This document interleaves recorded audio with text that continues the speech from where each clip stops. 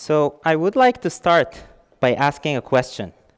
How often do we think about the effect of our existence and our decisions on first ourselves and our bodies, and also on the environment that is surrounding us?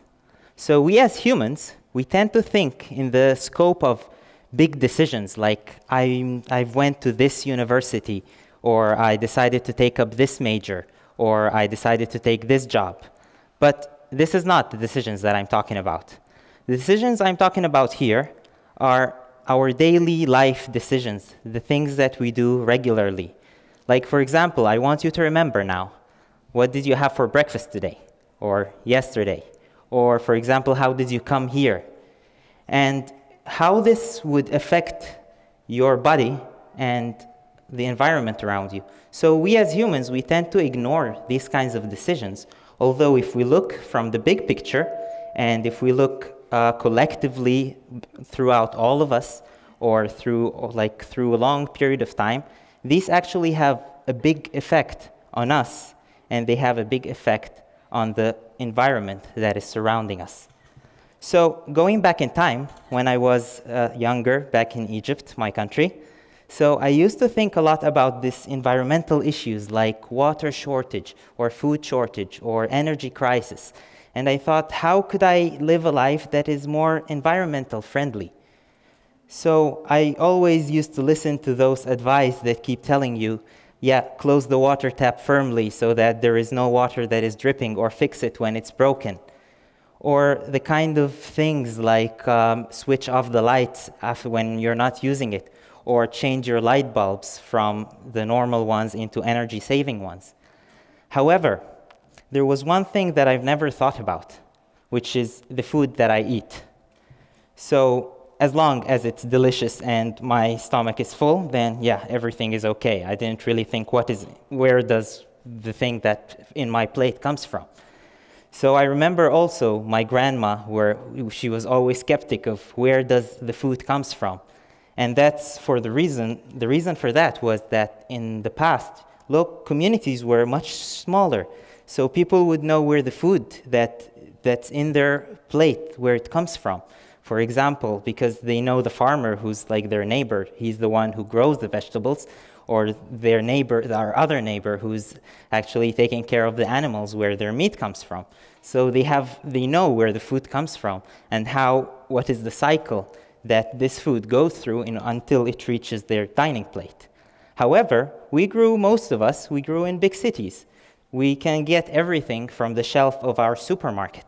So we kind of lost this connection between how does the food come from whatever in the environment until it reaches our plate. So I was having this problem, but then I came to Japan. And as everyone who moves their place to a very far away place from their hometown, they have to change their diet in order to accommodate the food that is available in front of them. And throughout this journey, I found something. I found first that I gained a lot of weight, and my blood cholesterol level has risen very high. And then I thought, there must be something wrong, something that I've changed, and I have to look. So I thought, what is different? So I looked at my dinner plate, and then one thing I noticed is that there is a lot of meat more than usual, more meat than I have been using, that I've used to eat all my life. So I thought, is this just me, or is it something that is different in Japan? So I Googled a little bit, and then I found that actually, compared to Egypt, Japan eats a little bit about as double the amount of meat that an average one person in Egypt eats.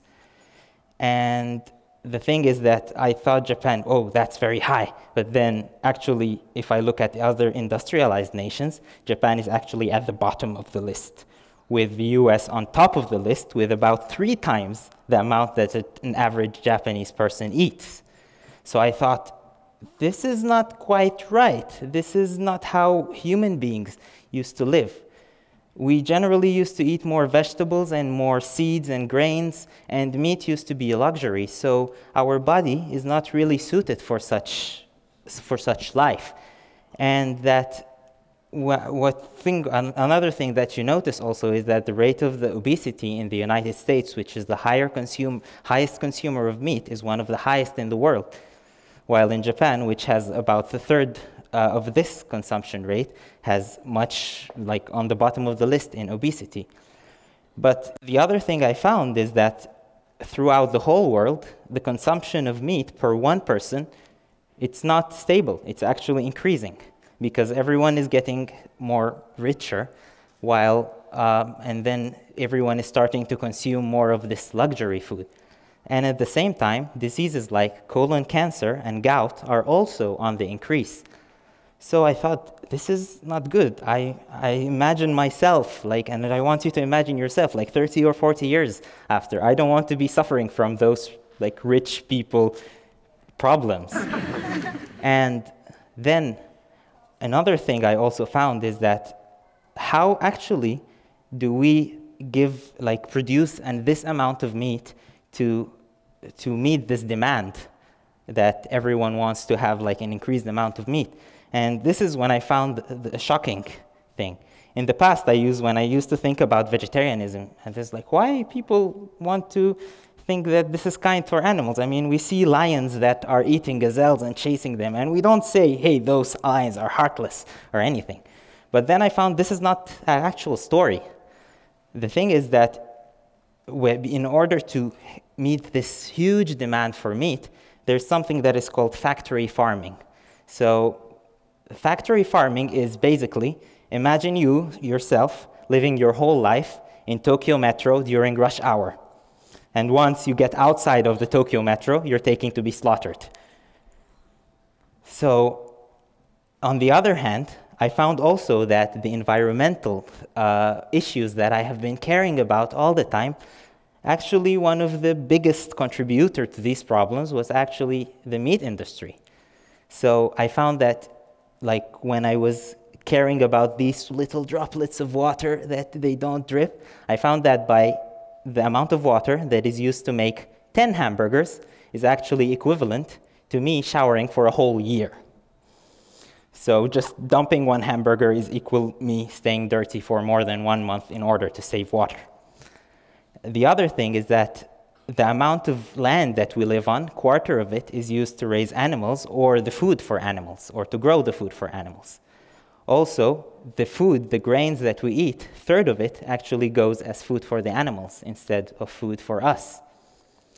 And when we think about climate change, actually for forests, every 3 years, the FAO has discovered that we lose a forest area for agriculture of food or for animal raising, agriculture only for food for animals, that is equivalent to the area of the whole of Japan. And also that the amount of greenhouse gases that are emitted just by livestock is actually more than cars, trains, planes, and all the transportations combined. So this is when I thought, yeah, then I should be doing something. And then I did another Google search, and then people were like, yeah, go vegan. I'm like, okay, let's try. And then first day, no meat. Yeah, I'm okay. Second day, there's this chicken plate that I want to eat, but... And then I found it's actually hard. I mean, I bet everyone kind of thought about this idea, but found it's too hard. And that's natural. Behavior change is hard, and we have this natural craving for meat. So I decided, if the impact is that huge, then every small bit that I can do can actually make a big difference. So I decided, okay, let's have meat in some days and stop having meat on other days. And yeah, let's try.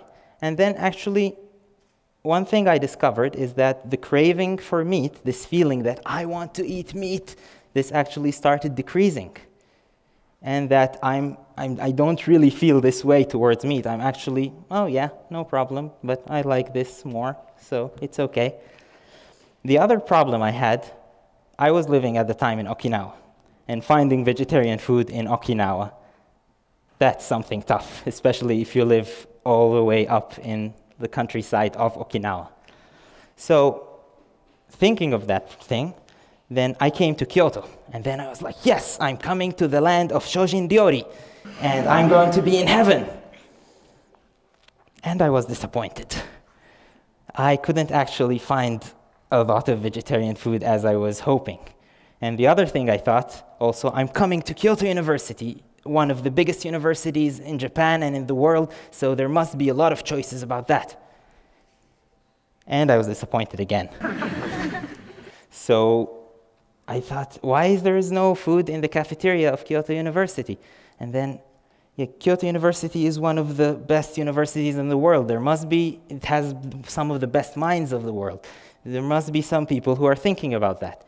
And I did a search, and then I found there is actually a group called Veggie Project Kyoto University that has started in 2013, and they have been trying to, their main goal was to have vegetarian food in the cafeterias, and they had it for a short period of time in 2015. So I contacted those people, and they said, yeah, we're working on that, but we're now graduated, so we're trying from far away. And then, okay, so let's work together. So I actually, the previous coordinator of the project came all the way from Tokyo, and then we met, and then we talked about it, and she told me all of the story of this whole struggle, and it was actually, they have already done a lot of work for me. And then I thought, okay, let's gather also the students who were used to work on this project together, and we talked to the cafeteria people, and they were actually quite welcoming to the idea, because, I mean, Japan has been a vegetarian country for a long time. It's just like maybe for the past 100 years that meat has been introduced in the Japanese diet. So actually they were like, yes, we want to have more vegetarian food in the cafeteria. And it worked. Starting from this year, May 2016, that we start to have vegetarian food in all of the cafeterias of Kyoto University every day, in every cafeteria, even in Katsura and Uji campuses. So we actually managed to make it. It actually worked. And now it's up to us, it's up to you to actually keep this tradition going and to demand for even more choices in this cafeteria, and not only in inside of Kyoto University, maybe in other places as well. We can increase this culture and push it even more. And I'm not asking you, hey, everyone, become vegan. For me, it's better that if everyone in this room decreased their meat consumption just by 10%, like one of the 10 hamburgers that I've been talking about, it's better than just one person becoming a total vegan. This means that a whole group that is decreased by 10%. This is a lot of water and food and greenhouse gases that are saved.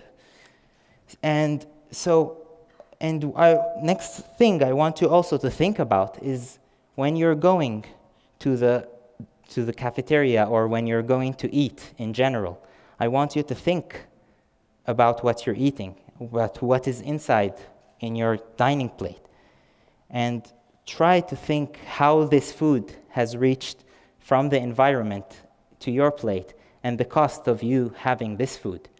And try to change that in order to be more environmental friendly, and just do as much as you can. You don't have to do everything all the way, become like very radical change. Just do as much as you can. And as Gandhi said, you must be the change that you want to see in the world. Thank you.